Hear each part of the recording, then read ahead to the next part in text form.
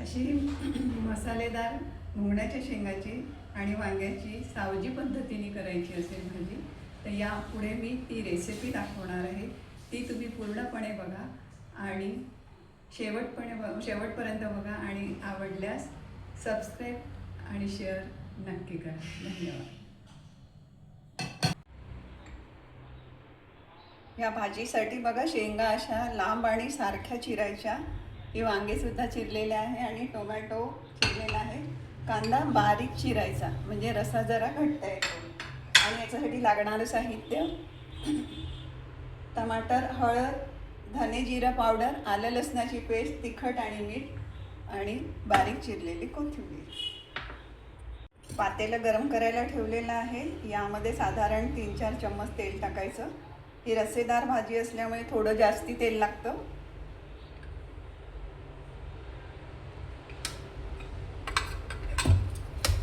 बघा तेल तापलेलं आहे. मी बारीक चिरलेला कांदा टाकत आहे. एक साधारण कांदा घेतलेला आहे. तो एकदम बारीक चिरायचा किंवा तुम्हाला वाटलं तर पेस्ट करायची. याच्याने रसा घट्ट येतो म्हणून बारीक चिरायचा आणि याला गुलाबीसर होईस्तोवर झाकून ठेवून द्यायचं. कांदा गुलाबीसर झालेला आहे. आता टाकत आहे मी आलं लसण आणि कोथिंबीरची पेस्ट, ज्याला आम्ही विदर्भामध्ये सांबार म्हणतो आणि बाहेर याच्यामध्ये पुण्या मुंबईकडे त्याला कोथिंबीर म्हणतात, म्हणून मी कोथिंबीर म्हणते आणि सांबार. आम्हा सावजी लोकांना थोडं भाजीत तेल जास्ती लागत असते म्हणून थोडं जास्ती टाकते. तुम्हाला वाटलं तर तुम्ही कमी पण टाकू शकता. झाकून ठेवल्याने आणि तेलात कोथिंबीर आलं लसणाची पेस्ट झाल्याने बघा किती छान वास येत आहे. आता टाकत आहे अर्धा चम्मच हळद, अर्धा चम्मच जिरं, 1 चम्मच धने पावडर, 1 चम्मच तिखट आणि थोडं अर्धा चम्मच चवीप्रमाणे मीठ.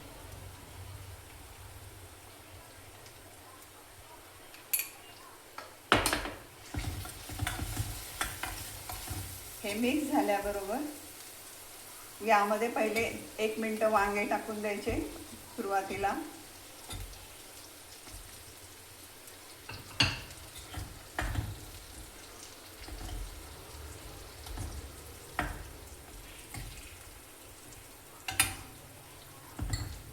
ते मसाल्यामध्ये कमी गॅसवर शेंगा टाकल्यानंतर ते मसाल्यामध्ये होऊ द्यायचं 1-10 मिनटं, म्हणजे शेंगाच्या आतमध्ये तिखट मीठ मसाला पोचला पाहिजे.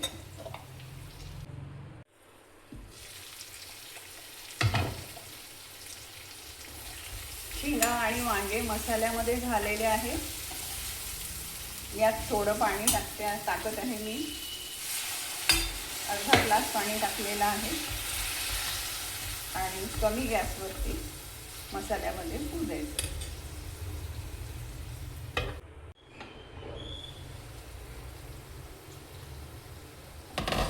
बघा शेंगा आणि वांगे मसाल्यात झालेले आहे. बघा शेंगा किती छान दिसत आहे, हिरव्या कंच, आणि ताज्या असले की जास्ती चांगल्या दिसतात. मसाल्याचा पण छान वास येत आहे. मी अर्धच टमाटर टाकणार आहे. जास्ती टमाटर टाकले तर चव तुरीची वेगळी वाटते. आणि हा सावजी मसाला मी घरी तयार केलेला आहे, तो टाकत आहे 1 चम्मच.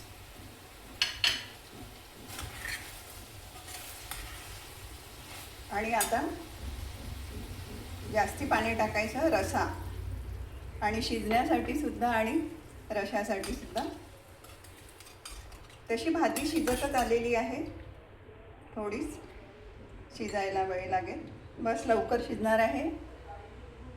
झाकून ठेवून द्यायचं आणि हे कोमट पाणी घेतलेलं होतं म्हणून लवकर उकळी येते आणि भाजी लवकर शिजते.